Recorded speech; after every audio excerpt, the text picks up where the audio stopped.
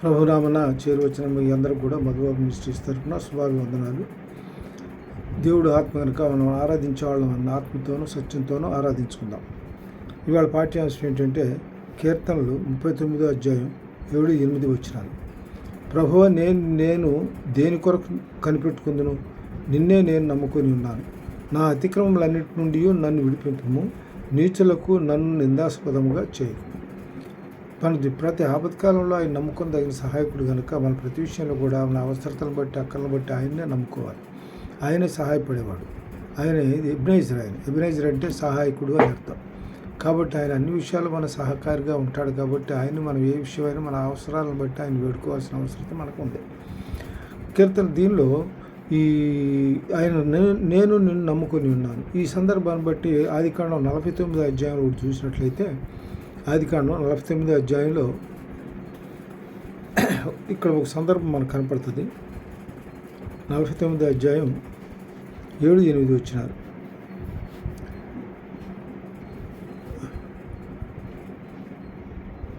రేపు 18వ వచనం చూద్దాం. ముందు 18వ వచనంలో యెహోవా నీ రక్షణ కొరకు కనిపెట్టి ఉన్నాను. ఇక్కడ సందర్భం ఏంటంటే అది మొదట్లో చూసినట్లయితే 49వ అధ్యాయంలో ఏంటంటే యాకోబు ఏం చేస్తాడంటే ఆ కుమారులందరినీ పిలిపించి వాళ్ళని ఆశీర్వదిస్తాడు. ఆయన కాలం సమీపించిందని అంత గుర్తెరిగి పిల్లలందరినీ పిలిపించి ఏం చేస్తాడు, అందరిని ఆశీర్వదిస్తాడు. చూద్దాం 1-2 వచనాల్లో. 1-2 వచనాలు. యాకోబు తన కుమారులను పిలిపించి ఇట్లనెను, మీరు కూడి రండి, అంత్య దినములలో మీకు సంభవించబో సంగతులను మీకు తెలియజేస్తాను. యాకోబు కుమారులారా, కూడి వచ్చి ఆలకించుడి, మీ తండ్రి అని ఇశ్రాయేలు మాట వినుడి.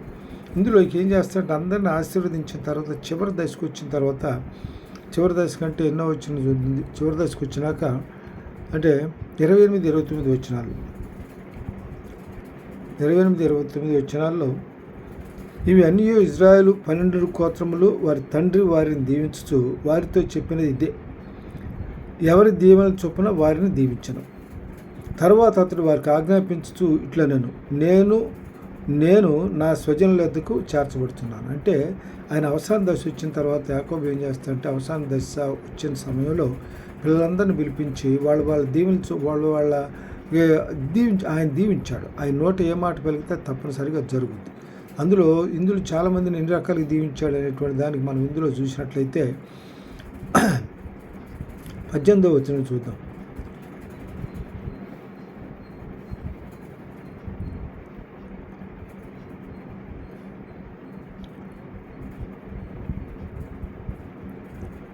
మూడవ వచనం నుంచి యాకోబు కుమారుల 3వ వచనంలో, రూబేను, నీవు నా పెద్ద కుమారుడువు, నా శక్తియు నా బలము యొక్క ప్రథమ ఫలమును ఔన్నత్యాతిశయమును బలాతిశయమును నీవే.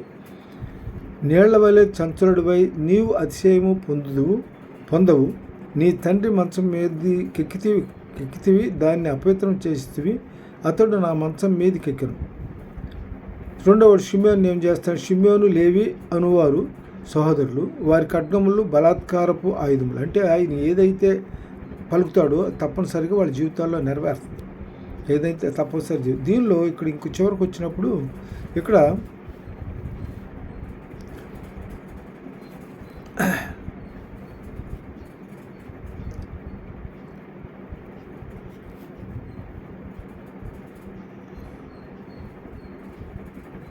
ఈ ఆషేరు వద్ద శ్రేష్టమైన ఆహారం కలదు, రాజులకు తగు మధుర పదార్థములను అతడిచ్చును.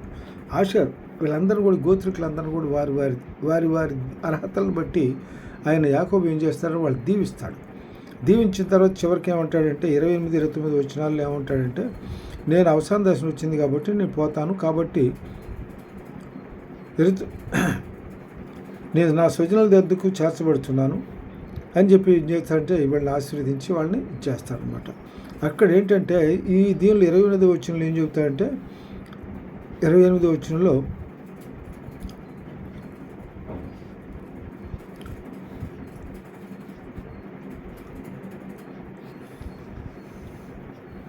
ఇవన్నీ ఇశ్రాయేలు 12 గోత్రములు వారి తండ్రి వారికి దీవించు, వారితో చెప్పినది ఇదే, ఎవరి దీవెన చొప్పున వారిని దీవించను. తర్వాత అతడు వారికి ఆజ్ఞాపించు, ఇట్లను నేను నా స్వజనుల వద్దకు చేర్చబడుతున్నాను. అంటే ఇక్కడ రక్షించమని ఎందుకు అంటాడంటే నన్ను రక్షించమనే మాట ఇక్కడ ఉపయోగిస్తాడు. 27 ఇదిగో ఎన్నో వచ్చిన 18 వచ్చినాడు. యెహోవా నీ రక్షణ కొరకు కనిపెట్టి ఉన్నాడు. ఇప్పుడు ఆయన మొదటి నుంచి కూడా యాకోబును కాపాడుతుంది ఆయనే. అన్ని సందర్భాల్లో కూడా తన్నై నుంచి కాపాడాడు. తర్వాత నేను లాభాన్ మేనమావ దగ్గర నుంచి కాపాడాడు. మేనబావ దగ్గర నుంచి అతనికి 2 భార్యలు అక్కడి నుంచి వాళ్ళందరినీ తీసుకొని రావడానికి సహాయం చేశాడు. అక్కడ అతను కూడా ఏం చేశాడంటే బహుగా ఆశీర్వదించాడు. ఎంతగా ఆశీర్వదించాడంటే ఆయనకి తనకు ఎంతగా అంటే అతన్ని దీనిలో చెప్తాడు, మనకి ఆదికాండంలోనే చెప్తాడు యాకోబు దీనిలో యాకోబు సంబంధించి. కాబట్టి ఆయన బహుగా ఆశీర్వదించాడంటే ఆయనకు కలిగిన 12 కుమారులను కూడా 12 గోత్రకర్తలుగా దీవిస్తాడు. ఈ యాకోబు చివరిలో ఏం చేస్తాడంటే 12 గోత్రాలు 12 మంది పిల్లలను కూడా పిలిపించి వాళ్ళ దీవెన చొప్పున వాళ్ళని దీవించి చేస్తాడనమాట. అందుకని ఆ సందర్భంలో ఏమంటాడంటే నా అవసాన దశ వచ్చింది కాబట్టి నన్ను రక్షించమని, నా పిల్లల్ని రక్షించమని వాళ్ళ సందర్భంగా వేడుకుంటాడు. తర్వాత దీనిలో ఇంకో మాట చూద్దాం. కీర్తనలు 14:7 కీర్తనలు 14 అధ్యాయం 7వ వచనంలో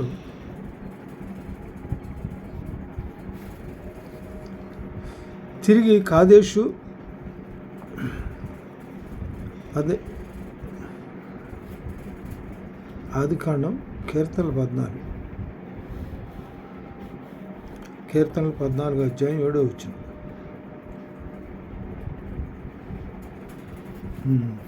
సియోనులో నుండి ఇజ్రాయేలునకు రక్షణ కలుగును గాక.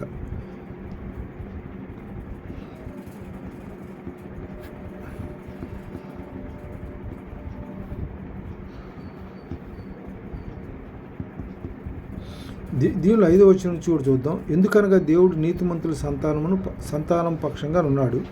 బాధపడి వారి ఆలోచనను మీరు తృణీకరించుదురు. ఆయనను యెహోవా వారికి ఆశ్రయమై ఉన్నాడు.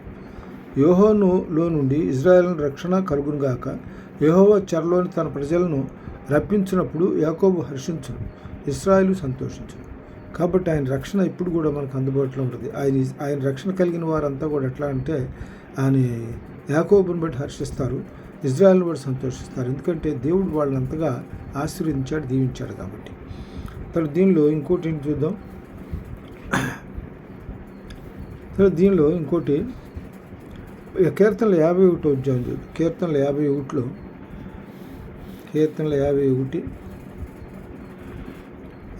అధ్యాయం 7 నుంచి 10 వచనాలు చూద్దాం. నేను పవిత్రుడైనట్లు హిస్సోపుతో నా పాపం పరిహరింపు. ఇక్కడ ఒక సందర్భం ఏంటంటే మన దావీదు ఒక చిన్న పొరపాటు చేస్తాడు. పొరపాటు చేసిన తర్వాత అక్కడ జరిగిన సందర్భాన్ని బట్టి పశ్చాత్తాపడి ఏం చేస్తాడంటే దేవుని దగ్గర మొరపెడతాడు. ఏమనంటే నేను పవిత్రుడైనట్లు హిస్సోపుతో నా పాపం పరిహరింపుము, హిమము కంటెను నేను తెల్లగా నుడినట్లు నీవు నన్ను కడుగుము, ఉత్సాహ సంతోషములు నాకు వినిపింపుము, అప్పుడు నీవు విరిచిన ఎముకలు హర్షించుము, నా పాపములకు విముఖుడవు కమ్ము, నా దోషములన్నింటినీ తుడిచివేయము. దేవా నా యందు శుద్ధ హృదయమును కలుగజేయము, అంతరములో స్థిరమైన మనస్సును నూతనముగా పుట్టించము. నీ సన్నిధిలో నుండి నన్ను త్రోసివేయకము, నీ పరిశుద్ధాత్మ నా యొద్ద నుండి తీసివేయకము. ఇక్కడ సందర్భం అన్నమాట ఇది. ఇందుకు హిస్సోపుతో కడగమని ఎందుకు అంటాడంటే దేవుడు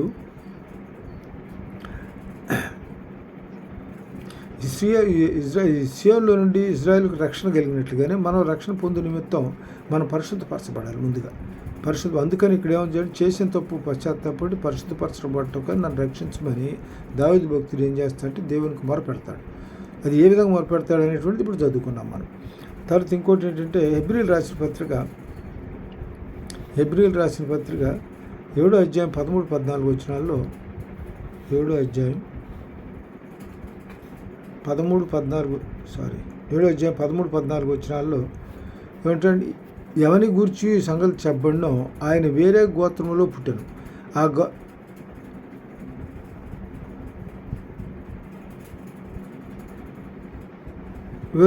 ఆ గోత్రంలోని వాడెవడనూ బలిపీఠం వద్ద పరిచర్య చేయలేదు. మన ప్రభువు యోధా సంతానమందు జన్మించేననుట స్పష్టమే. ఆ గోత్రం విషయంలో యాజకులను గురించి మోషే ఏమీ చెప్పలేదు.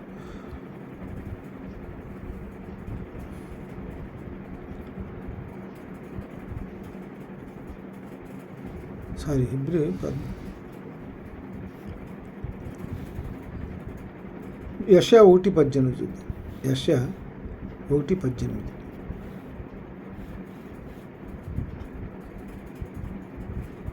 ఒకటో అధ్యాయం 18 వచనం. యెహోవా ఈ మాట సెలవిస్తున్నాడు, రండి మన వివాదం తీర్చుకుందాము. మీ పాపములు రక్తమలే ఎర్రనివైనను అవి హిమమలే తెల్లబొడును, కెంపు వలె ఎర్రనివైనను అవి గొర్రెబొచ్చు వలె తెల్లనగునని చెప్తుంది. తెల్లనగును అంటే ఇక్కడ సందర్భం ఏంటంటే, ఇక్కడ మనం చేసిన పాపాలను మనం దేవునితో కడుక్కోమన్నాడు, హిస్సోపుతో కడగమన్నాడు. హిస్సోపుతో కడగమన్న సందర్భాన్ని బట్టి ఇక్కడ మన దీనిలో ఈ యెషయా 1:18 దీనిలో మనకు చెప్పబడిన మాట ఏంటంటే, యెహోవా ఈ మాట సెలవిస్తున్నాడు, రండి మనం వివాదం తీర్చుకుందాం. వివాదం దేనిలో ఉంది? వీళ్ళు కొంతమంది ఏంటంటే ఆ సమయంలో ఇజ్రాయేలీస్ అంతా ఏం చేశారంటే విగ్రహారాధన చేశారు. విగ్రహారాధన చేయడం దేవునికి ఇష్టం లేదు. ఆయన ఇచ్చిన 10 ఆజ్ఞల్లో విగ్రహారాధన చేయకూడదు, ఆయన తప్పితే వేరే ఇంక దేవుడు నీకు ఉండకూడదని చెప్తాడు. దానిలో 10 ఆజ్ఞల్లో చెప్తాడు కదా. కాబట్టి విగ్రహారాధన చేసి వీళ్ళకి దేవుడికి మధ్య కొంచెం వివాదం ఏర్పడింది. అంటే దేవుడు వీరిని మనమే ఆలకించకుండా ఉన్నాడు. అందుకని ఆ సందర్భాన్ని బట్టి ఇక్కడ ఏం చేద్దాం, మన పాపాలను కడుక్కోవాలి అంటే ఏం చేయాలన్నమాట, యెహోవా ఈ మాట సెలవిస్తున్నాడు, రండి మన వివాదం తీర్చుకుందాము. మీ పాపములు రక్తమలే ఎర్రనివైనను అవి హిమవలె తెల్లబడును, కెంపు వలె ఎర్రనివైనను గొర్రెబొచ్చు వలె తెల్లనగునని చెప్పాను. ఇప్పుడు వివాదాలు ఎప్పుడైతే పరిష్కరించబడుతుందో ఇద్దరి మధ్య సమన్వయం ఉంటుంది, సమాధానపూర్తమైనటువంటి వాతావరణం ఏర్పడుతుంది. అందువల్ల దీనిలో ఇంకో మాట కూడా చెప్తాడు, ప్రకటన గ్రంథంలో చెప్తాడు. చూద్దాం.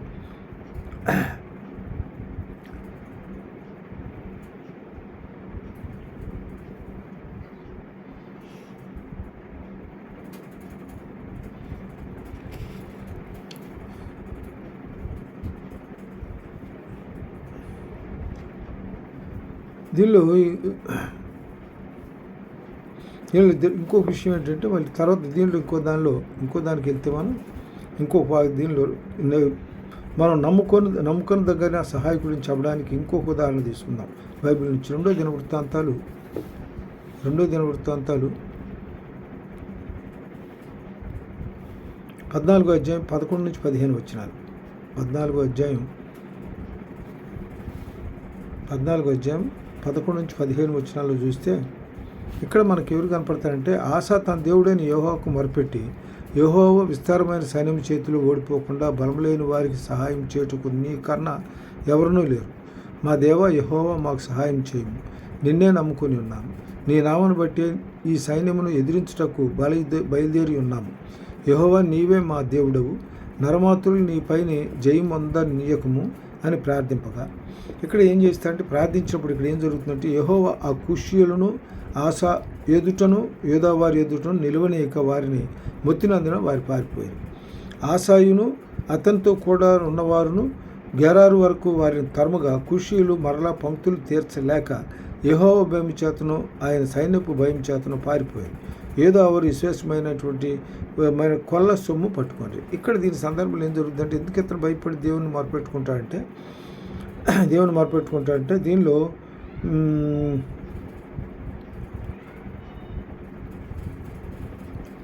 ఇక్కడ ఏంటంటే 6-7 వచ్చినది 11.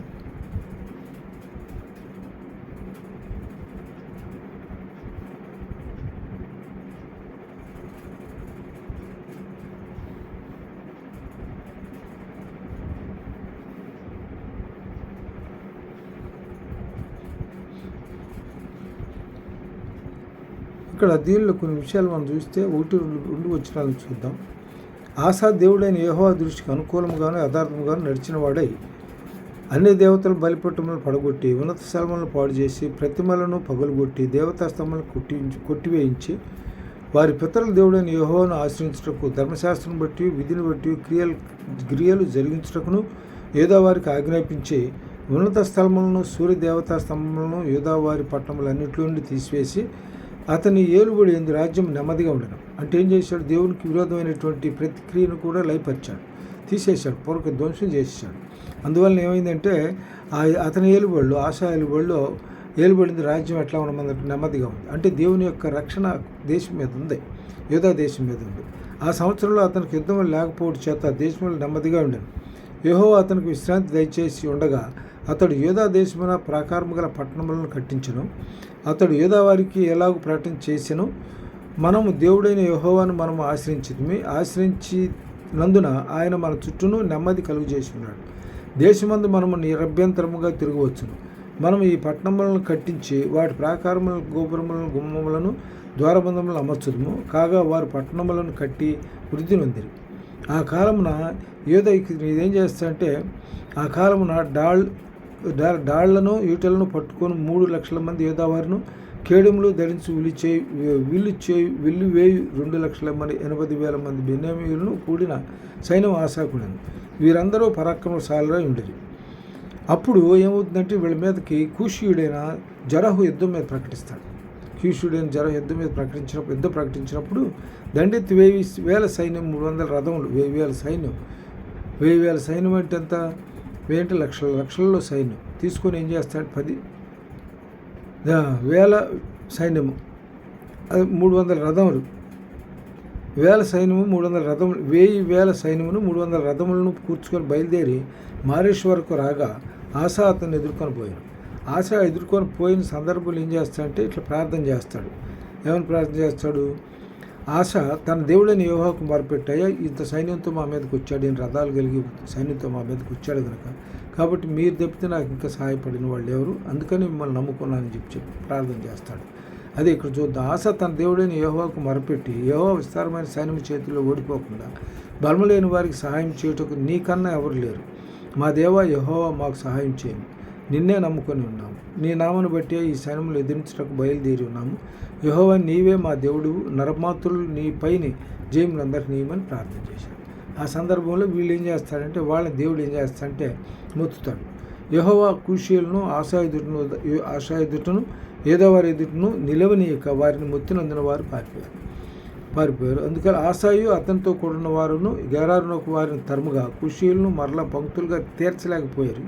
భయం చేతను, ఆయన సైనిక భయం చేతను పారిపోయారు. యూదావారు విశేషమైన కొలసము కొట్టు. వాళ్ళు ఎప్పుడైతే దేవుని యొక్క భయంతో పారిపోతారో, దేవుడు వాళ్ళ పక్కన మధ్య క్రియలు చేస్తాడు. వీళ్ళు ఇక్కడ ప్రార్థించాడు కదా, దేవుడు ఆశా ప్రార్థన వింటాడు. ఆశా ప్రార్థన విని యుద్ధంలో కూషీయుల మీద యుద్ధంలో జయాన్ని అందిస్తాడు అన్నమాట. అందువల్ల ఇక్కడ మనం ఏదైనా సరే దేవుని నమ్ముకోవాలి. యెహోవాను నమ్మిన వారికి నమ్ముకుంటా ఎంతో శ్రేయస్కరం. అంటే ఆయన నమ్ముకున్న వాళ్ళకి ఏ శ్రమ ఉండదు, ఏ బాధ ఉండదు, ఏ ఇబ్బంది ఉండదు. యెహోవాను ఆయన ఆపదకాలంలో నమ్ముకున్నటువంటి సహాయకుడు ఆయనే ఆశ్రయం దొరకదు. ఆయన ఆశ్రయించిన వారికి ఏ మేలు కొదువైనది, ఏ మేలు చేయకుండా కూడా మానడు. అందువలన ఇది మనం ఏంటంటే ప్రభువుని నమ్ముకోవాలి. మన ప్రతి అవసరతకి ప్రభువుని నమ్ముకుంటే తప్పనిసరిగా మన ఆపత్కాలంలో మనం నమ్ముకొనదగినటువంటి సహాయకుడు. కాబట్టి మన ప్రతి అవసరాలను తీరుస్తాడు. ప్రతి సందర్భానికి కూడా మనకు తన కుడి హస్తాన్ని మనకు అండగా అండగా ఉంచుతాడు. తర్వాత దీనిలో ఇంకోటి ఏంటంటే,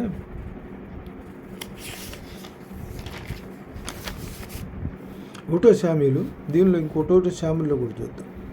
ఇంకొక ఉదాహరణగా మొదటి శామ్యూలు 17వ అధ్యాయం. మొదటి శామ్యూలు 17వ అధ్యాయంలో ఇక్కడ మనకు ఎవరు కనపడతాడంటే, మొదటి 17వ అధ్యాయంలో దావీదు కనపడతాడు. దావీదు చిన్న వయసుగా ఉన్నప్పుడు జరిగిన సందర్భం ఇది. 45వ వచనం చూద్దాం. 45వ వచనం. దావీదు, నీవు కత్తియు ఈటయు బల్లెమును ధరించుకొని నా మీదకి వచ్చున్నావు. అయితే నీవు తిరస్కరించిన ఇజ్రాయేల్ సైన్యములకు అధిపతి యెహోవా పేరట నేను నీ మీదకి వచ్చున్నాను. అంటే నువ్వు ఎవరినైతే తిరస్కరించావో, ఎవరిని తిరస్కరించాడంటే నువ్వు తిరస్కరించిన ఇశ్రాయేలు సైన్యములకు అధిపతికి యెహోవాను తిరస్కరించావు. ఆయన పక్షంగానే ఆయన పేరట నేను మీ మీదకి యుద్ధానికి వస్తున్నానని చెప్తాడు దావీదు అక్కడ. అంతకుముందు ఏం జరుగుతుందంటే, ఈ ఫిలిస్తీయుడు వీడు ఏం చేస్తాడంటే, వీడు ఎట్లా గొల్యాతు మీద దావీదు యుద్ధంలో గెలుస్తాడు. అంటే గొల్యాతు ఎలాంటి వాడు అంటే 6 మూరల జానుడు, అంటే చాలా హైటు. ఈ దావీదు వచ్చేటప్పుడు చిన్నవాడు. ఇక్కడ ఏం మాట్లాడతాడంటే, ఫిలిస్తీయులైన దావీదు ఏం మాట్లాడతాడంటే,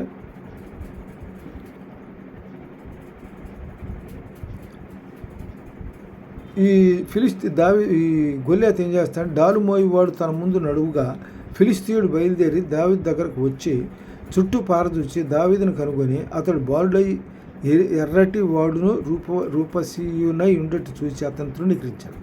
ఫిలిస్తీయుడు కర్ర తీసుకొని, నీవు నా మీదకి వచ్చినావే, నేను కుక్కన అని దావీదుతో చెప్పి తన దేవతల పేరట దావీదును శపించాను. అప్పుడు నా దగ్గరకు రమ్ము, నీ మాంసమును ఆకాశ పక్షులకు భూ మృగములకును ఇచ్చివేతునని ఆ ఫిలిస్తీయుడు దావీదుతో అనగా, దావీదు, నువ్వు కత్తియు ఈటెయు బల్లెము ధరించుకొని నా మీదకి వచ్చున్నావు. అయితే నీవు తిరస్కరించిన ఇజ్రాయెల్ సైన్యములకు అధిపతికి యెహోవా పేరట నేను యుద్ధమునికి వస్తున్నాను. ఆ దినమున యెహోవా నిన్ను నా చేతికి అప్పగించును, నేను నిన్ను చంపి నీ తల తెగవేతును. ఇజ్రాయెల్లో దేవుడు ఉన్నాడని లోక నివాసులందరూ తెలుసుకున్నట్లు నేను ఈ దినమున ఫిలిస్తీయుల యొక్క కళేబరములను ఆకాశ పక్షులకు భూమృగములను తిత్తును. అప్పుడు యెహోవా కత్తి చేతను ఈటి చేతను రక్షించువాడు కాడని ఈ దండువారు తెలియదు. యుద్ధము యెహోవాది. ఈయన ఎవరి పేరట మీద యుద్ధానికి వస్తున్నాడు? నేను దేవుని పేరట నీ మీద యుద్ధానికి వస్తున్నానని చెప్పాడు. అదే సందర్భంలో నిన్ను నా చేతికి అప్పగిస్తాడు. అప్పుడు ఏం చేస్తున్నాడు? ఈటి చేతను దేవుడు యెహోవా కత్తి చేతను ఈటి చేతను రక్షించువాడు కాదు, కానీ దండువారు తెలుసుకుందరు యుద్ధము యెహోవాదే, ఆయన మిమ్మల్ని మా చేతికి అప్పగించని చెప్పాను. ఇక్కడ దేవుని నమ్ముకున్న వాళ్ళకి ఏ మేలు కొద్దివేయడం, యెహోవాను ఆశ్రయించిన వారికి ఏ మేలు కొద్దివేయడం. అందువలన ఏంటంటే ఈ దేవుడు ఇక్కడ ఏం చేశాడు? దావీదు కూడా యెహోవాను నమ్ముకున్నాడు. అక్కడ ఆశ కూడా యెహోవాను నమ్ముకున్నాడు. ఇక్కడ దావీదు కూడా యెహోవాను నమ్ముకున్నాడు. ఆశ యెహోవాను నమ్ముకొని కూషీల మీద యుద్ధాన్ని జయాన్ని పొందాడు. ఇక్కడ దావీదు కూడా ఏం చేశాడు? దేవుని నమ్ముకున్నాడు. గొల్లియాతు మీద యుద్ధంలో జయాన్ని పొందుకున్నాడు. కాబట్టి ఏంటంటే యెహోవాను ఆశ్రయించిన వారికి ఆయనే రక్షణయు దుర్గము, ఆశ్రయదుర్గము. ఆయన నమ్ముకున్న వాళ్ళకి ఏంటంటే ఏ మేలు కుదివేయడం. అందువల్ల దీనిలో ఇంకో మాట చూద్దాం. న్యాయాధిపతులు 7వ అధ్యాయం 7వ వచనం చూద్దాం. న్యాయాధిపతులు 7వ అధ్యాయం 7వ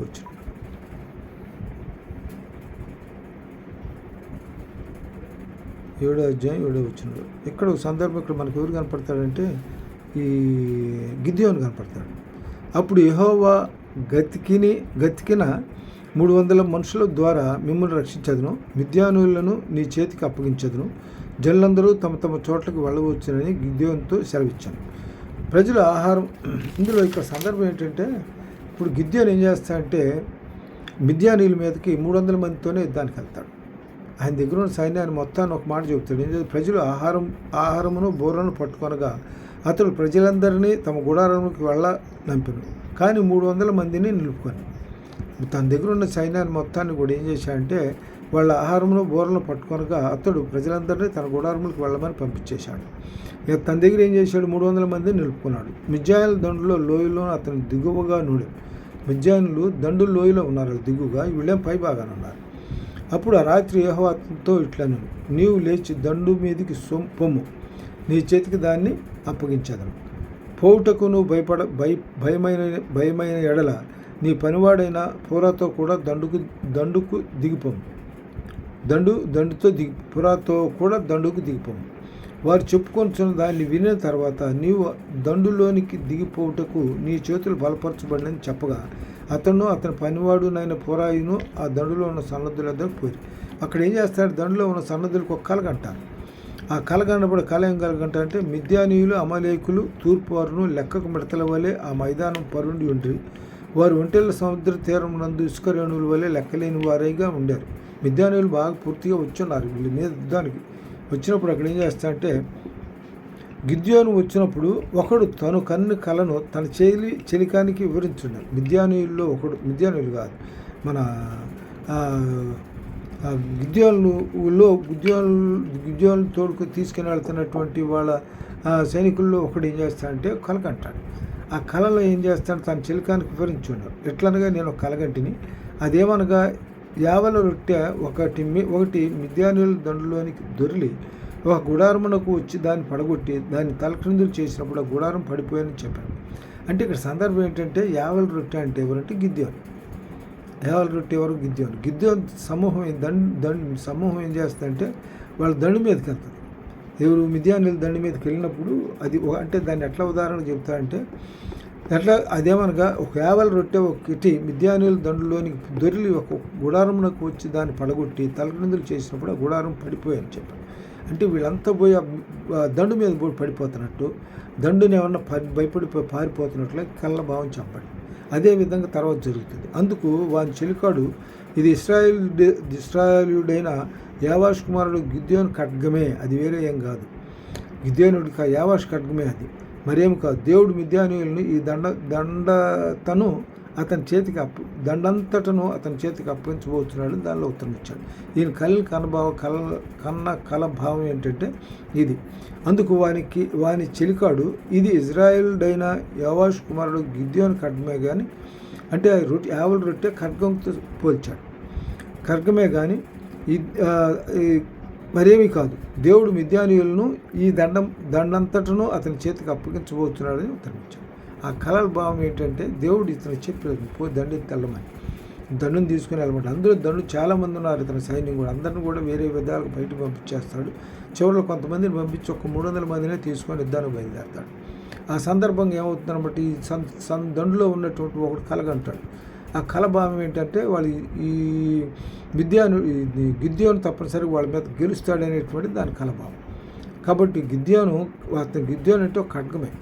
కాబట్టి అతని వలన ఏమవుతుందంటే ఖడ్గమే కానీ మరేమి కాదు. దేవుడు మిద్యానీయులను ఈ దండంతను అతని చేతికి అప్పగించబోతున్నాడు ఉత్తరం ఇచ్చాను. కాబట్టి ఇక్కడ ఏం చేస్తాడు, దేవుని నమ్ముకున్న వాళ్ళకి ఏమేలు కొద్దివాడదు. దేవుని నమ్ముకున్నాడు, దేవుని ప్రార్థించాడు, దేవుని దగ్గర విచారణ చేశాడు గిద్యోను. కాబట్టి గిద్యోను కూడా అక్కడ వారి మధ్య గెలవగలిగాడు. దీని ముందు 2 కళలు అంటాడు. అప్పుడు గిద్యోను రెండు దేవుణ్ణి నేను యుద్ధానికి పోమంటున్నావు, నేను గెలుస్తానంటానికి కారణం ఏంటంటే అని అడుగుతాడు. అప్పుడు ఆ సందర్భంలో ఏం చెబుతాడంటే, ఆ సందర్భంలో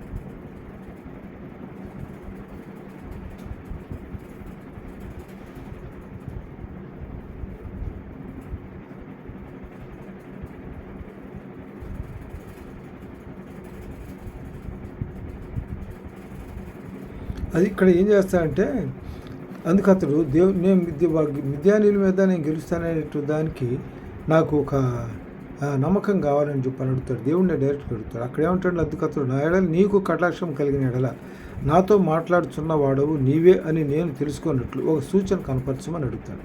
ఆ సూచన ఏంటంటే, నేను నీ వద్దకు వచ్చి నా అర్పణమును బయటికి తెచ్చి నీ సన్నిధిని దాన్ని పెట్టు వరకు ఇక్కడ నుండి వెళ్ళకుమి అని వేడుకొనగా ఆయన నీవు తిరిగి వచ్చే వరకు నేను ఉండేదని చెప్పాను. అప్పుడు గిద్యోను లోపలికి పోయి ఒక మగ పిల్లను తూమెడు పిండితో పొంగని భక్ష్యములను సిద్ధపరిచి ఆ మాంసమును గంపలో ఉంచి అది వండిన నీళ్లతో కుండలో పోసి ఆయన కొరకు ఆ మస్తకే వృక్షం కింద దాన్ని తీసుకొని వచ్చి దగ్గర ఉంచాడు. దేవుని దూత ఆ మాంసమును పొంగని భక్ష్యములను పట్టుకొని రాతి మీద పెట్టి నీళ్లు పోయమని అతనితో చెప్పాను. అతడు అలాగ చేయగా యెహోవా దూత తన చేతనున్న కర్రను చాపి దాని కొనతో ఆ మాంసము పొంగని భక్ష్యములను ముట్టినప్పుడు అగ్ని రాతిలో నుండి వెడలి ఆ మాంసమును పొంగని భక్ష్యములను కాల్చివేసింది. అంతటా యెహోవా దూత అతనికి అదృశ్యమైంది. ఇతను సూచక్రియ చేయమంటాడు. దేవుడే నేను పంపించాడు, నేను యుద్ధంలో గెలుస్తాననేటువంటి దాన్ని సూచక్రియ చూపించమంటే నేనేం చేస్తానంటే ఈ మాంసమును పొంగని భక్ష్యములను పట్టుకొని రాతి మీద పెట్టమంటాడు. రాతి మీద పెడితే ఎవరు దేవదూత చెప్తాడు. తీసుకొచ్చి రాతి మీద పెట్టినప్పుడు దాని మీద నీళ్లు పోయమని అతనితో చెప్తాడు. అప్పుడు అతడు చేయగా యెహోవా దూత తన చేతనున్న కర్రను చాపి దాని కొంత ఆ మాంసం ఆ పొంగని భక్ష్యములను ముట్టినప్పుడు అగ్ని ఆ రాతిలోండి వెడలి ఆ మాంసమును పొంగని భక్ష్యములను కాల్చివేసాను. అంతటా యెహోవా దూత అక్కడి నుంచి మాయమైపోతాడు, అదృశ్యమైపోతాడు. ఆ విధంగా ఇక్కడ నువ్వు గెలుస్తావనేటువంటి దాని సూచక్రియగా దేవత చేత ఆ కార్యం జరిగిస్తాడు. అదేవిధంగా ఇంకోటి కూడా ఉంటుంది.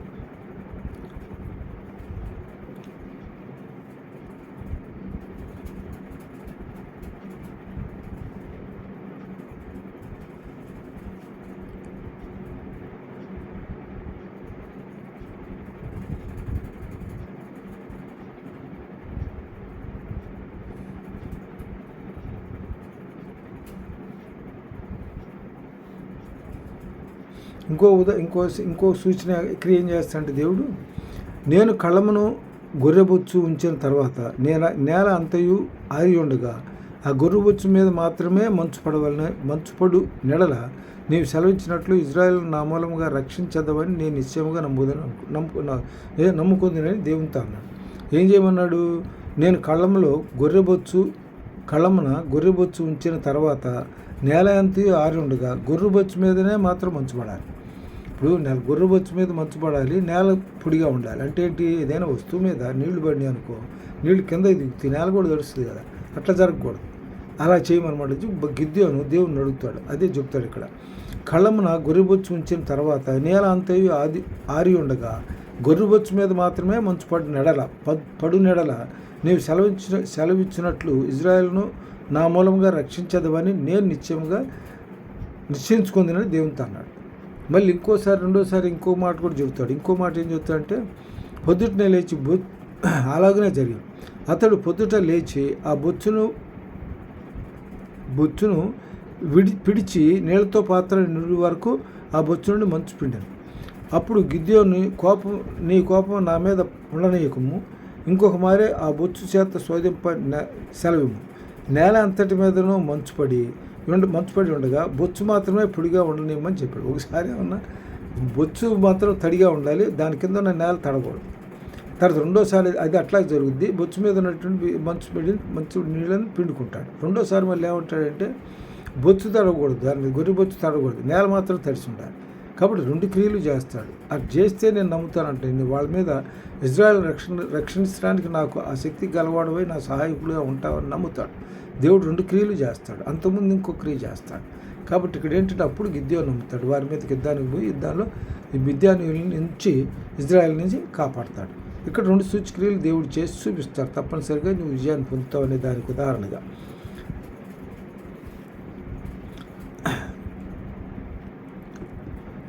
తర్వాత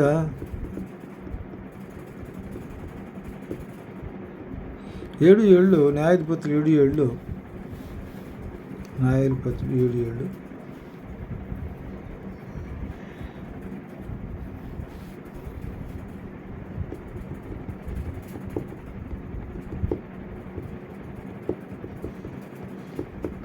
ఇది 7 బట్టి ఏం చేస్తాడు? మిద్యానీయుల్ని దేవుడు గిద్యోను ద్వారా రక్షించబడతాడు. గిద్యోను ఉపయోగించుకుంటాడు. ఇజ్రాయెల్ని రక్షించడానికి గిద్యోను ఉపయోగించుకొని మిద్యానుల మీద యుద్ధం చేసి వాళ్ళు పారిపోతాడు. దేవుడే యుద్ధం యుద్ధం యెహోవాది అని చెప్పి దావీదు అన్నట్టుగా ఇక్కడ కూడా యుద్ధం ఎవరికి జరిగింది? దేవుడిదే యుద్ధం. సరే, దీనిలో ఇంకోటి ఏంటంటే హెబ్రీయులు రాసిన పత్రిక 13వ అధ్యాయం 8వ వచనంలో, హెబ్రీయులు రాసిన పత్రిక 13వ అధ్యాయం 8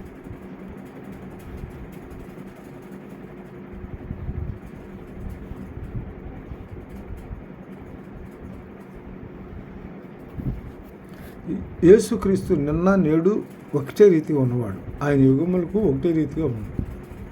అప్పుడు యుద్ధాలు చేశాడు, ఇప్పుడు కూడా దేవుని కాపాడటం కోసం దేవుడు తన ప్రజల పక్షంగా నిలబడతాడు.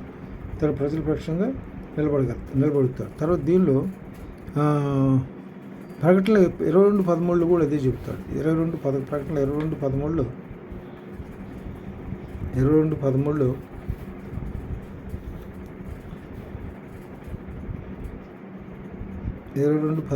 నేనే ఆల్ఫాయు ఉమాగయు, మొదటివాడును కడపటివాడును, ఆదియును అంతమునై ఉన్నాను.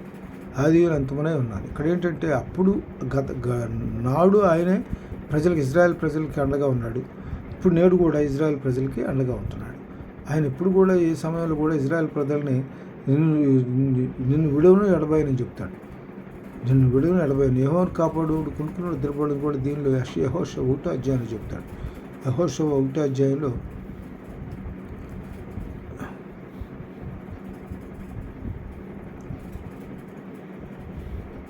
యెహోషువ 1వ అధ్యాయం చూద్దాం. 1వ అధ్యాయంలో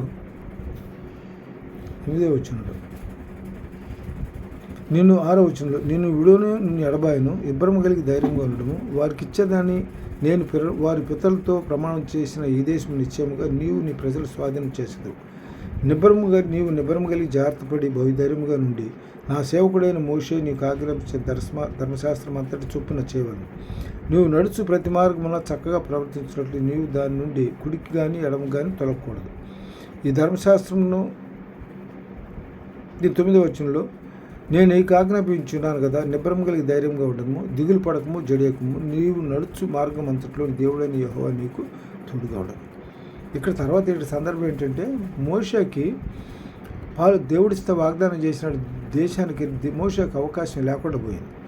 ఎందుకంటే దేవుడు చెప్పినట్లు చేయకుండా కొన్ని దేవునికి వ్యతిరేకంగా పనులు చేశాడు. ఒక సందర్భంలో ఏం చేస్తాడంటే, బండతో మాట్లాడమంటే నీళ్లు కావాలి లేక ఇబ్బంది పడుతూ ఉంటే బండతో మాట్లాడమంటే మోషే బండతో మాట్లాడకుండా కొడతాడు. అది అక్కడ దేవునికి విరోధంగా చేశాడు. అంటే అక్కడ ప్రజల్లో దేవునికి అగౌరవపరిచినట్లుగా ఉంది. అక్కడ మళ్ళీ ఇంకోసారి కూడా అట్లా బండిని అక్కడ కొట్టమన్నప్పుడు కొట్టాడు, కొట్టొద్దన్నప్పుడు కూడా మాట్లాడమన్నప్పుడు కూడా కొట్టాడు. ఈ 2 సందర్భాలను బట్టి ఏమవుతుందంటే, దేవుడు మోషేకి పాలుతేనెల వాగ్దాన దేశానికి రావడానికి అవకాశం ఇవ్వకుండా మధ్యలోనే అతన్ని తీసేసుకుంటాడు. అప్పుడు ఆ తర్వాత ఈ బాధ్యతలను ఎవరికి అప్పగిస్తాడు? యెహోషువకు అప్పగిస్తాడు. యెహోషువ ఏం చేస్తాడంటే ఇజ్రాయెల్ జనాంగా నడిపిస్తాడు.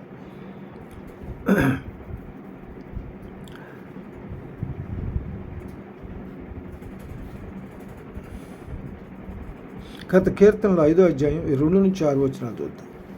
కీర్తనలో 5వ అధ్యాయం 2 నుంచి 6 వచనాలు.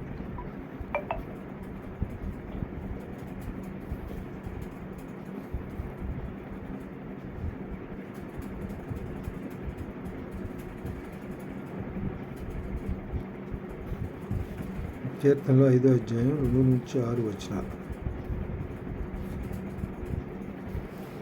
నా రాజా, నా దేవా, నా ఆర్తధ్వని ఆలకించు, నిన్నే ప్రార్థించున్నాను. యెహోవా ఉదయం నా కంఠస్వరం నీకు వినబడును. ఉదయం నా ప్రార్థన నీ సన్నిధికి సిద్ధం చేసి కాచి ఉందను. నీవు దుష్టత్వమును చూచి ఆనందించు దేవుడవు కావు. చెడుతనము నీ యొద్దకు చూడలేదు. డాంబికులు నీ సన్నిధిని నిలువలేరు.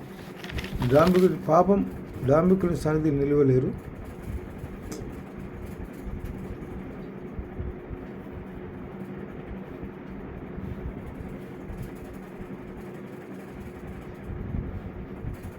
డాంబికులని సన్నిధిని నిలువలేరు. పాపం చేయవారందరూ నీకు అసహ్యం. అబద్ధమాడు వారిని నీవు నశింపజేయదు. కపటం చేసి నరహత్య జరిగించువారు యెహోవాకు అసహ్యం.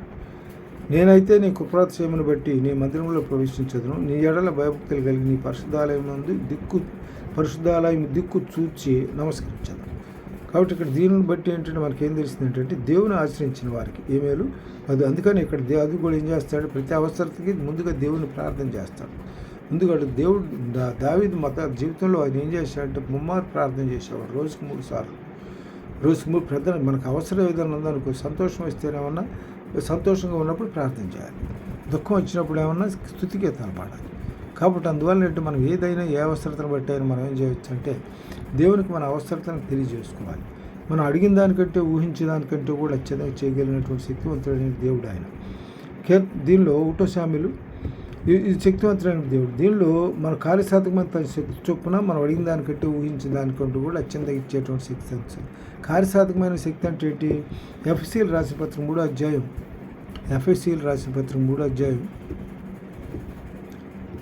3వ అధ్యాయం దీనిలో చూద్దాం. ఎఫెసీ 3వ అధ్యాయం 15 వచనాలు చూస్తే 15-16 వచనాల్లో, మీరు అంతరంగ పురుషుని యందు శక్తి కలిగి ఆయన ఆత్మలను బలపరచబడినట్లుగాను, క్రీస్తు మీ హృదయంలో విశ్వాసం ద్వారా నివసించినట్లుగాను, తన మహిమైశ్వరం చొప్పున మీకు దయచేయవలననియు, మీరు దేవుని సంపూర్ణత యందు మూర్ఖులగునట్లుగా ప్రేమందు వేరు పారి స్థిరపడి సమస్త పరిస్థితులతో కూడా దాని వెడల్పు పొడుగు లోతు ఎత్తు గ్రహించుకుంటకును జ్ఞానమునకు మించిన క్రీస్తు ప్రేమను తెలుసుకున్నట్టు తగిన శక్తిగా వారు కావాలని ప్రార్థించున్నాను. అంటే ఇక్కడ ఏమంటే అడిగిన దానికంటే ఊహించిన దానికి అత్యధికంగా చేయగలిగే శక్తి కలిగినట్టే తనలో కార్యసాధకమైన మన శక్తి అంటే ఇది. జ్ఞానమును మించిన క్రీస్తు ప్రేమను తెలుసుకుంటూ శక్తి గలవారు కావాలి. మన జ్ఞానం క్రీస్తు ప్రేమ తెలిసి శక్తి గలవారు ఉంటారు. ఆయనకి ఎప్పుడు కూడా ఆయనకి మనం ప్రార్థించుకోవాలి. అప్పుడు మనలో కార్యసాధకమా అంటే ఆయన విషయాలపై కార్యసాధక శక్తి చొప్పున మనం అడుగు వాటి కంటే ఊహించే వాటిని కూడా అత్యధికంగా చేయగలిగిన శక్తి కలిగిన దేవుడు. తర్వాత దీనిలో హెబ్రీయుల రాసిన పత్రిక 13వ అధ్యాయం కూడా చూద్దాం. హెబ్రీయుల రాసిన పత్రిక 13వ అధ్యాయంలో 13 అధ్యాయం 21 వచనం చూద్దాం. యేసుక్రీస్తు ద్వారా తన దృష్టికి అనుకూలమైన దాన్ని మనలో జరిగించుచు ప్రతి మంచి విషయంలోనూ తన చిత్త ప్రకారం చేయుటకు మిమ్మల్ని సిద్ధపరచును గాక. తన చిత్త ప్రకారం నడిపించుకోవడానికి ఆయన ఏం చేస్తాడు? మనం సిద్ధపరుస్తాడు. కాబట్టి మనం ఆయన కార్యసాధకం, మనలో కార్యసాధకం అంటే ఏంటి? ఆయన చిత్తాన్ని ఎరిగి నడుచుకోవటమే, చిత్తాన్ని ఎరిగి నడుచుకోవటం. తర్వాత కీర్తనలు దీనిలో కీర్తనలు 59 అధ్యాయం చూద్దాం. కీర్తనలు 59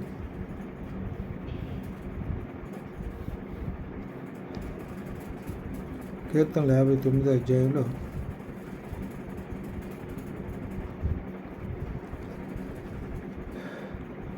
16-17 వచనాలు. నీవు నాకు ఎత్తైన కోటగా ఉన్నావు, ఆపద్దినమున నాకు ఆశ్రయంగా ఉన్నావు. నీ బలమును గూర్చి నేను కీర్తించదను, ఉదయమున నీ కృపను గూర్చి ఉత్సాహగానం చేయదు. దేవుడు నాకు ఎత్తైన కోటగాను కృపగల దేవుడుగాను ఉన్నాడు. నా బలమా నిన్నే కీర్తించదను. మనం ఎవరిని కీర్తించాలి? మనం ఎవరిని స్తుతించాలి? ప్రభు యేసుక్రీస్తునే స్తుతించాలి. తండ్రి అయిన దేవుడినే స్తుతించాలి, కానీ మనం ఇంకెవరిని స్తుతించడానికి గొప్ప చేయడానికి వీల్లేదు. అందువల్ల ఇక్కడ ఏమంటాడు? నాకు ఎత్తైన కోటగాను కృపగల దేవుడుగాను ఉన్నాడు. నా బలమా నిన్నే కీర్తించదను. అంతకుముందు ఏం చెప్తాడు? నీవు నాకు ఎత్తైన కోటగా ఉన్నావు, ఆపద్దినమున నాకు ఆశ్రయంగా ఉన్నావు. నీ బలమును గురించి నేను కీర్తించదను, ఉదయమున నీ కృపను గురించి ఉత్సాహగానం చేసేదను. తర్వాత దీనిలో ఇంకొక మాట ఏంటంటే, సామెతలు రాసిన పత్రిక సామెతలు 18-10 ముగింపుగా సామెతలు 18-10 చూద్దాం. సామెతలు 18 అధ్యాయం చూద్దాం. 18 అధ్యాయంలో ఇక్కడ ఏం చెబుతారంటే 1వ వచనంలో